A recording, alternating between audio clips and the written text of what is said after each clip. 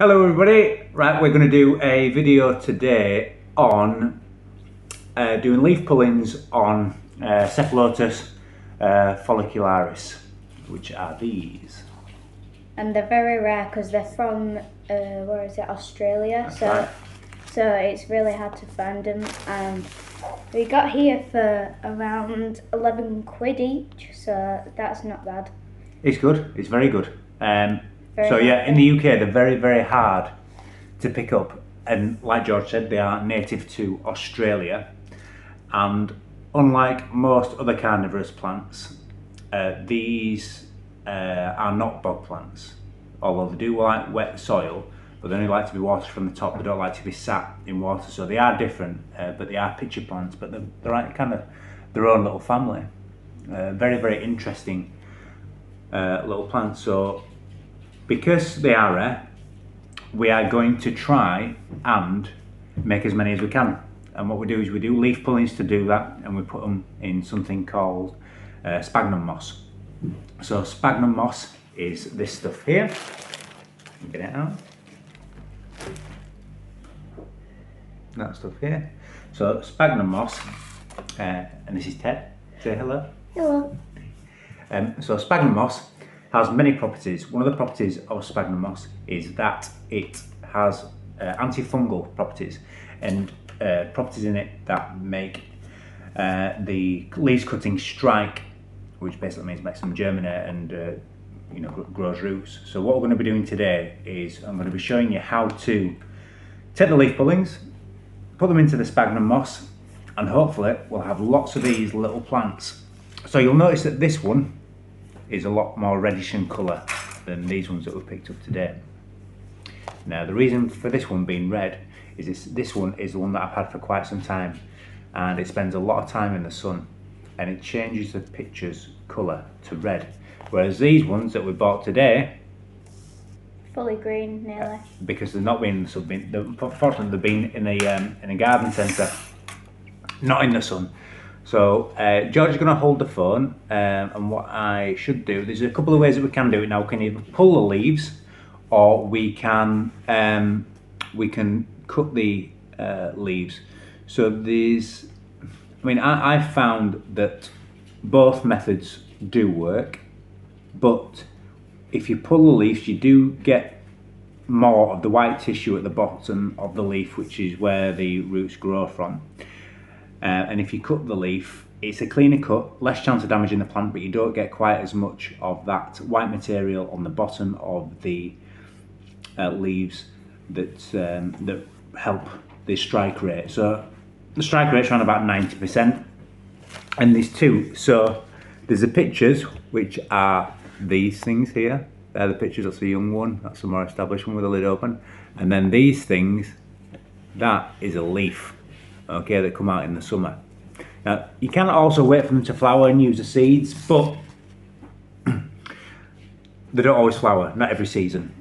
So what we're going to do now is I'm just going to find a sharp implement, and we're going to do some leaf cutting. So we'll be back in a second.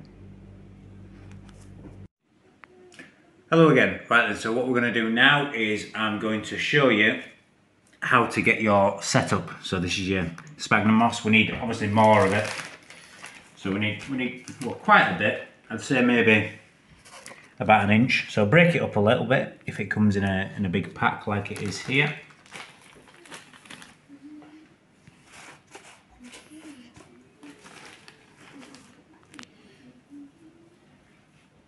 Okay, you don't need loads and loads and loads, and you don't need to pack it down, but just enough, maybe about an inch thick. Now you'll see here that I'm using your classic takeaway box. So we keep these, wash them out, and use them for little projects like this. So I've seen a lot of videos on YouTube where people sterilise the boxes, put boiling water in and put them in the microwave for how long.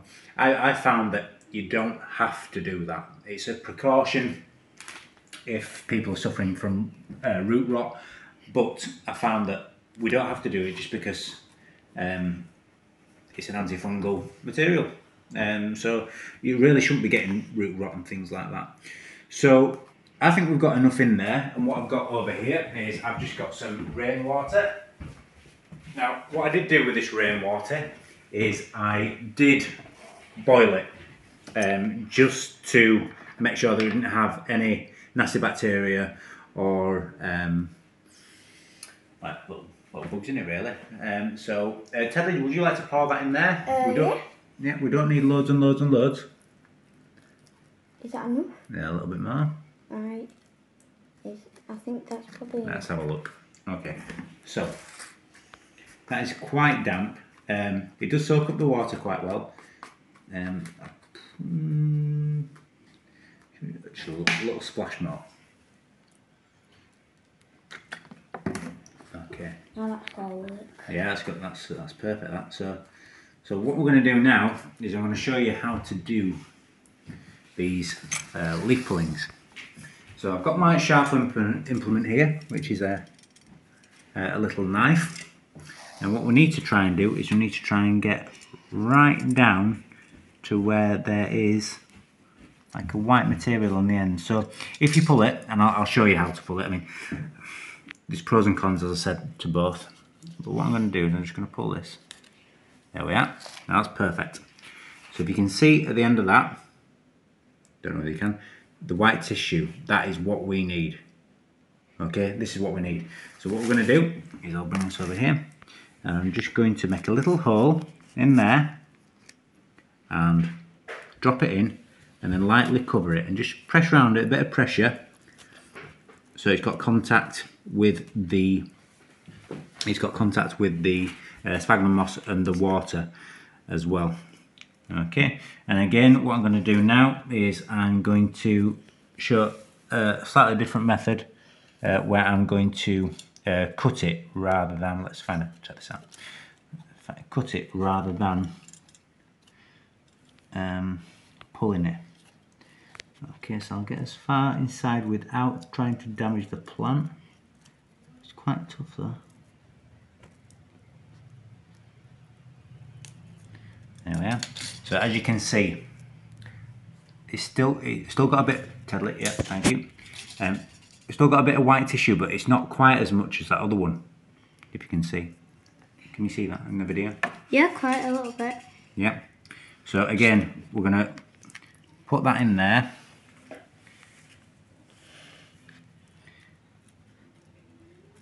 So it's nice and snug. So that one's nice and snug as well. Right, so I'm going to do some more, but for the purposes of this video, I'm just going to put this on the top. So as I said, I didn't sterilise anything. The only thing that I did sterilise is the water, which is, you know, probably a good idea. So put that on there. Now, again, people think that you need to put little holes in here, in the top, and I found that you don't, through experimentation, trial and error. I found that you don't. The strike just as well. It's got its own little climate inside here, so you know, there's no need to do it. A good reason not to do it is because you don't have to keep watering it. All the water stays inside, so through evaporation and condensation. That's it. The water just stays in here, so you don't need to keep watering it, so it's less maintenance. And the big thing that you need to do is be patient. Okay, patience is the key.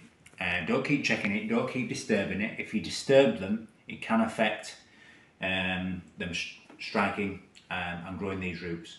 You just need to be patient. And I found that in about 6 or 7 weeks, when I've been impatient, I've checked them and little roots are coming through. And if they haven't come through, sometimes they won't if you disturb them. So just be patient. Put them in, that's all you need to do. Put them in a windowsill, like over here. Like that. For about 6 or 7 weeks. So about 6 hours worth of sun a day. And you just leave it. And that's it. So yeah, I'm going to continue doing some more. But that is how to do it. And what I'll do is, in another couple of months' time, I will do another video just showing you that it does work. And I'll show you this box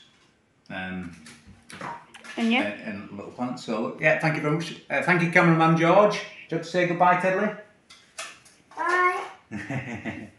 Thank you.